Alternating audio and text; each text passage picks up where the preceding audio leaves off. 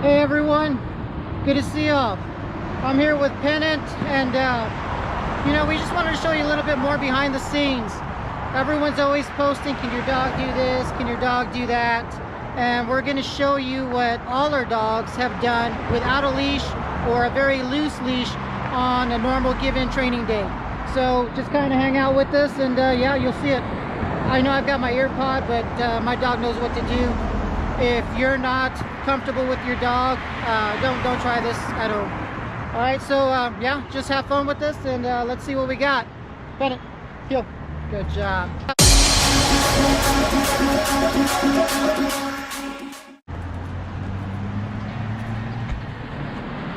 So just want to make sure Pennant's in there. Tighten it up, tighten it up. Thank you. Good boy. We're coming up to an intersection that you'll see on all my videos where we end up crossing. We're gonna start there and just work our way across. We got traffic on the left-hand side. Until you get comfortable working with your dog, do not try this at home. This takes a lot of work and a lot of preparation to work without a leash next to cars. Sit. Sit, good boy. He's just kind of hanging out right there.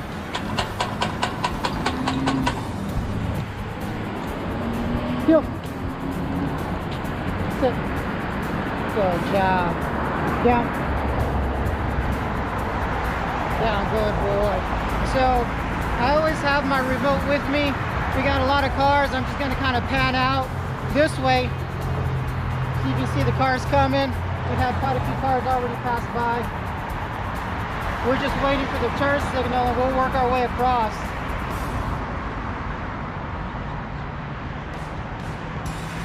My dog is very comfortable in this situation. He's been in this environment, this situation many times over.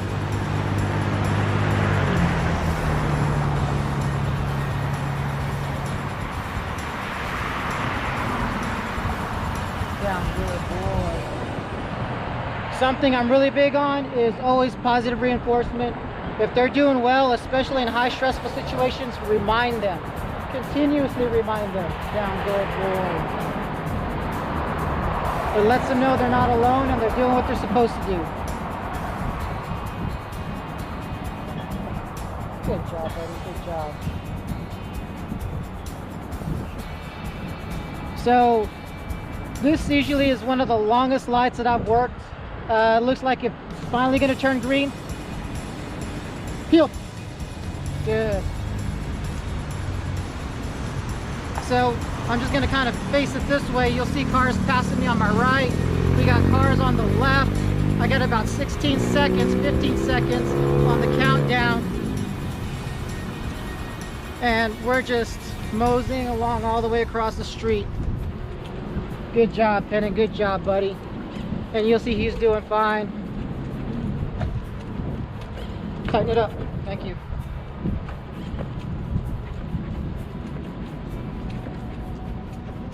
I'll tell you what, it smells good right here. I smell steak. Good job, buddy.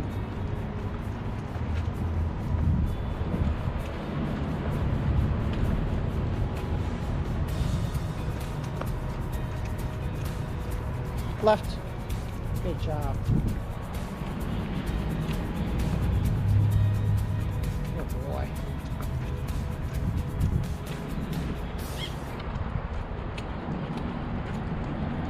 All right, we're just gonna go over here to this shopping center. I've got a car coming up on my right. So when you're working your dog, you have to be the one in control and aware of everything that's going on around you. It's like walking with a little kid. You're the one in control, not the dog. So you have to be paying attention to everything that's happening.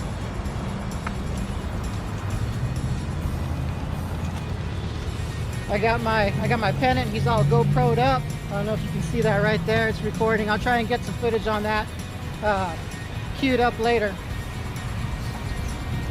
Tighten it up. Thank you. My dog gets a little bit excited. I don't really have to correct him that much anymore. It's just more of reminding him. And my reminder phrase is tighten it up. And he knows he needs to back it up a little bit. So we're coming up to a Family Dollar.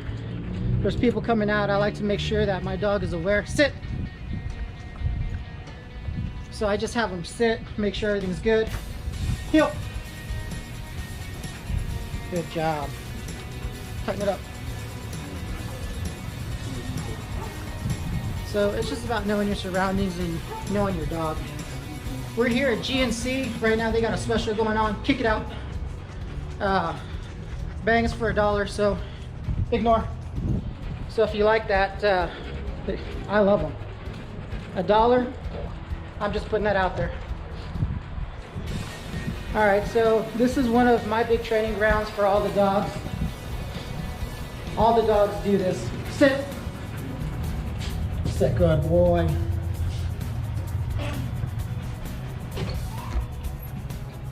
In. And good boy. Good job. Sit. Sit, good job. Good job, buddy.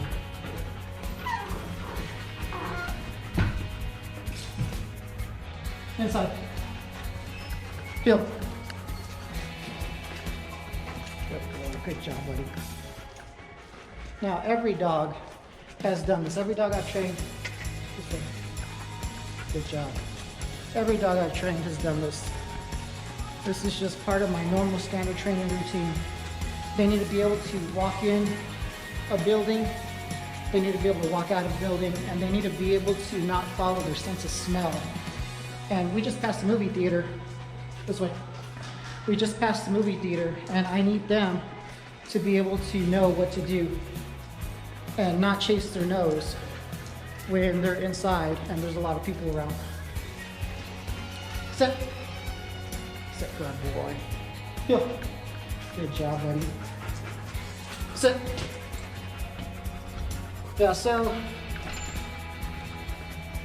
all these dogs that I've been training, they respond to a lot of different commands. They are on their game by the time they're done. Inside.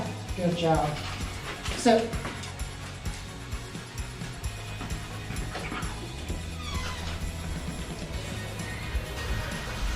So I've accepted that I can build great dogs. What I'm learning is I need to focus on building great handlers.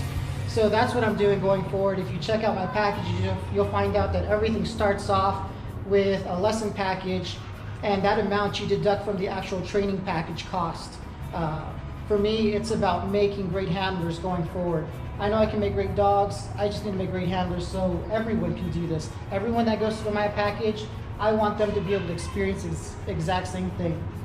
Outside. Good job. So that's my new goal. That's a little bit behind the scenes. Kick it out. Good job.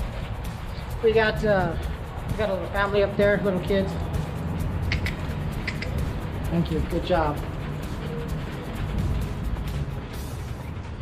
Now I use a lot of hand signals, little different voices. Heel. So I can use heel, I point, I use other commands. My dog, he knows exactly what to do with all of those things. Turn around. Turn around, good boy. Good job. Good job, buddy, good boy. And I don't know if you saw, but kick it out. All the dogs that I work with, good job. They all do column work. They all work on, kick it out, being able to work in and out of the columns. Because if you can't turn with your dog, left. Good job. We got distractions back there. I don't know if you can catch that. A lot of distractions out here. Popcorn smells, people, cars moving. If you can't turn with your dog, you're not going to be able to enjoy some of the easier things that come with just going out with your dog. I will tell you one thing, my arm is killing me because I've got my GoPro, but it's attached to a stick, and I'm carrying it with my right arm. How's it going? Good, thank you.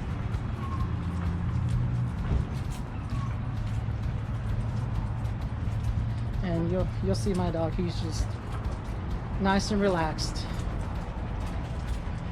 That's how your dog should be when you're out. So the way my lesson package works is it's 5 weeks long.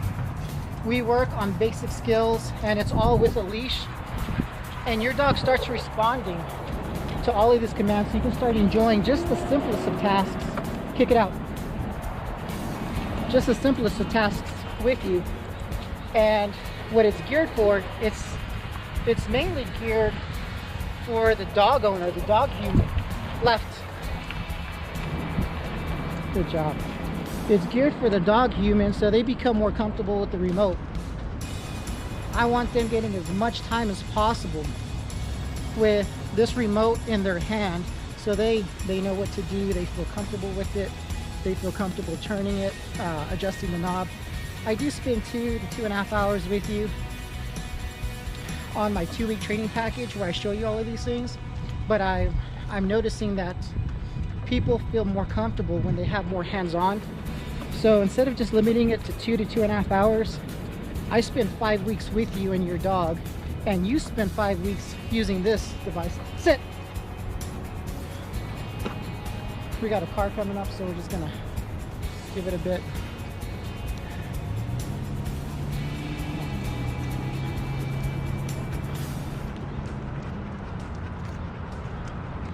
We got a lot of cars still coming in.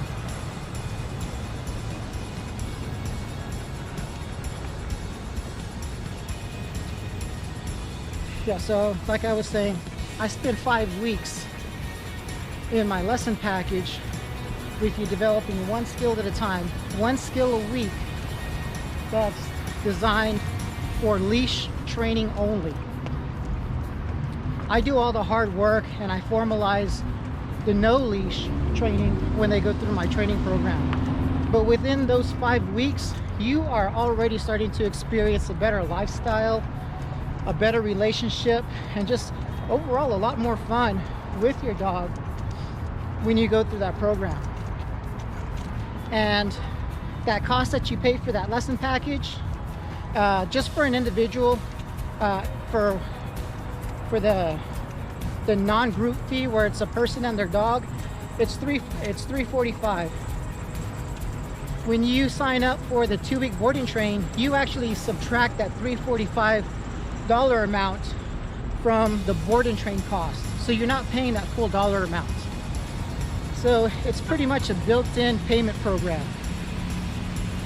You'll see Albertsons on the left. I've got a Chevron on the right. I've got a lot of cars moving, a lot of car activity right in front of me. It's after 6, so there's quite a bit of cars. Sit. And cars are coming up right in front of us. Hey, sit. Thank you. Feel.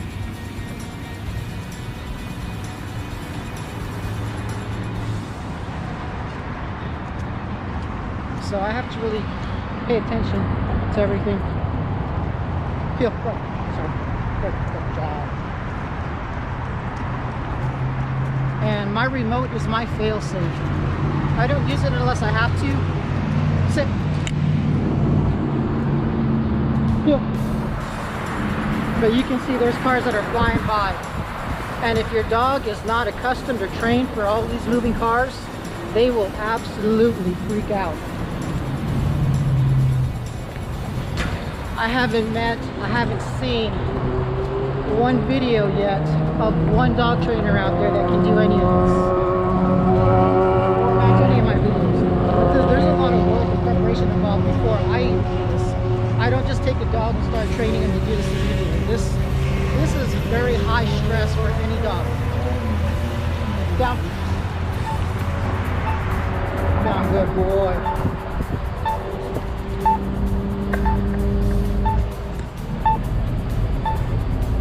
So I do train the dogs to move forward, but my dog's been through this so many times, and I don't add additional stress.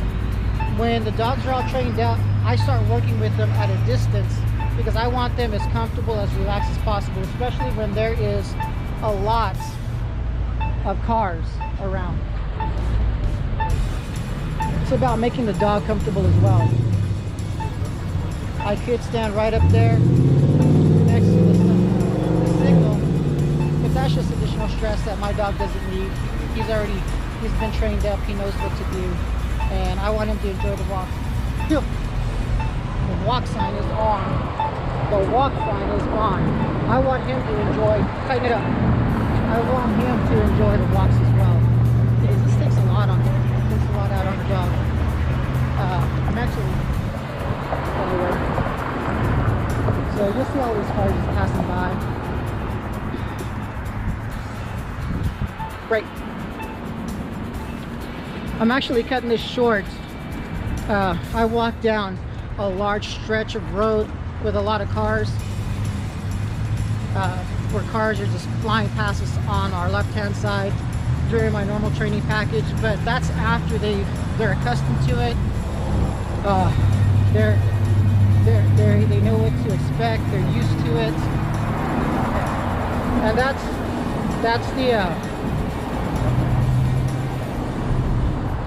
I love that. I love just saying hi to people. It's great. Yeah, like I was saying, they all know what to do before I even get to this point. Sit. Sit.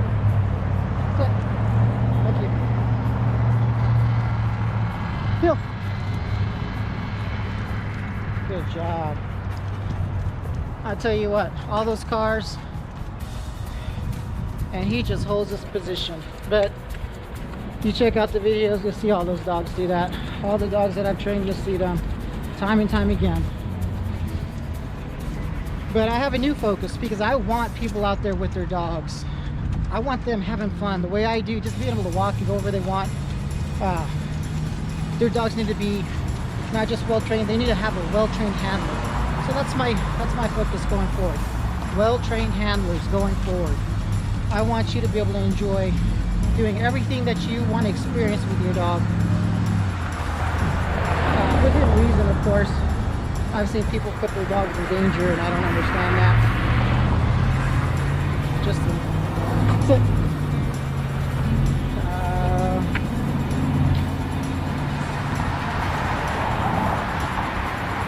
I'm just kind of waiting for the dog. You got people honking. My dog's, he's used to that. Heel. And the dogs that I train, they're used to that too before I even get them to this point. Every dog knows how to respond. But there's some situations that you just don't need to put your dog in. And I'll probably cover that in a different video. But for now, I just wanted you to see behind the scenes of an everyday pattern that I do in my training package. And when you check out my videos, you'll see that they all cross some sort of stoplight. A lot of them have crossed that stoplight that we just went through, but you'll see them at some stoplight with a lot of different cars, buses, big trucks, you name it. All right, guys, I got Pennant here. I'm Tony, and we'll be seeing you. You take care.